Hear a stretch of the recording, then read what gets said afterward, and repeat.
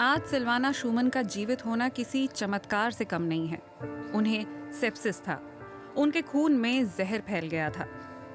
ये फ्लू जैसे लक्षणों से शुरू हुआ, जैसे तेज बुखार और खांसी, कमजोरी महसूस हो रही थी। जब उन्होंने एम्बुलेंस बुलाई तो पैरामेडिक्स तुरंत समझ गए कि सिल्वाना शूमन की जान खतरे में है। हार्ट अटैक या स्ट्रोक के मामलों की तरह सेप्सिस में जल्द इलाज मिलना बहुत जरूरी है। तेज बुखार और नाड़ी की तेज रफ्तार जैसे शुरुआती लक्षण कई तरह की बीमारियों के चलते हो सकते हैं, लेकिन जब सांस तेज हो जाए, ब्लड प्रेशर बहुत गिर जाए और बेचैनी बढ़ जाए, तो बात खतरे वाली है।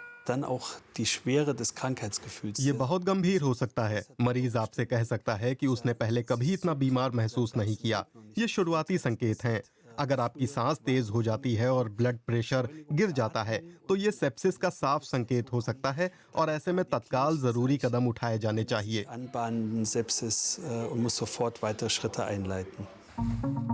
सेप्सिस आमतौर पर बैक्टीरिया संक्रमण के चलते होता है, मसलन फेफड़ों में। अगर इम्यून सिस्टम संक्रमण को काबू नहीं कर पाता, तो बैक्टीरिया तेजी से बढ़ते हैं और टॉक्सिन बनाते हैं। खून के बहाव के साथ ये सभी अंगों तक पहुंचता है और इससे गंभीर इन्फेक्शन हो जाती है। दिक्कत ये है कि रोगाणु की सटीक पहचान के लिए लैब को कई घंटे, बल्कि कई बार तो कई दिन भी लग सकते हैं। डॉक्टर और मरीज के पास इतना समय नहीं होता। जर्मनी के येना मेडिकल कॉलेज ने यूरिन सैंपल से कुछ ही घंटों में बैक्टीरिया की पहचान का एक तरीका विकसित किया है। अगर ये पता हो कि किस बैक्टीरिया से सेप्सिस हुआ है, तो डॉक्टर तेजी से बेहतर इलाज कर सकते हैं।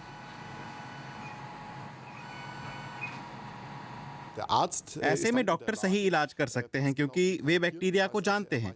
उन्हें संभावित एंटीबायोटिक रेजिस्टेंस का पता होता है, इसलिए वे सही एंटीबायोटिक इलाज कर सकते हैं। इस तरह मरीज को वह इलाज मिल सकता है जिसकी उसे जरूरत है। सिल्वाना जब जिंदगी और मौत के बीच में जूझ रही थी, तब जांच का ऐसा तेज तरीका उपलब्ध नहीं था। सबसे पहले तो एंटीबायोटिक ही बेअसर रहे और फिर इन्फेक्शन काबू से बाहर चला गया। दरअसल ऐसे मामलों में सेप्सिस शॉक हो जाता है। इम्यून सिस्टम शरीर पर ही हमला करने लगता है। हालांकि ये बैक्टीरिया को मारने के लिए ही काम कर रहा होता है, लेकिन शरीर में बैक्टीरिया की संख्या इतनी ज्यादा हो चुकी होती है कि उससे निपटने के लिए इम्यून सिस्टम को एंटीबॉडीज भी बहुत ज्यादा बनानी पड़ती हैं और मात्रा इतनी बढ़ चुकी होती है कि ये धमनियों की दीवारों को नुकसान पहुंचाता है। ऐसे में खून गाढ़ा हो जाता है और शरीर के अंगों तक ऑक्सीजन नहीं पहुंच पाती।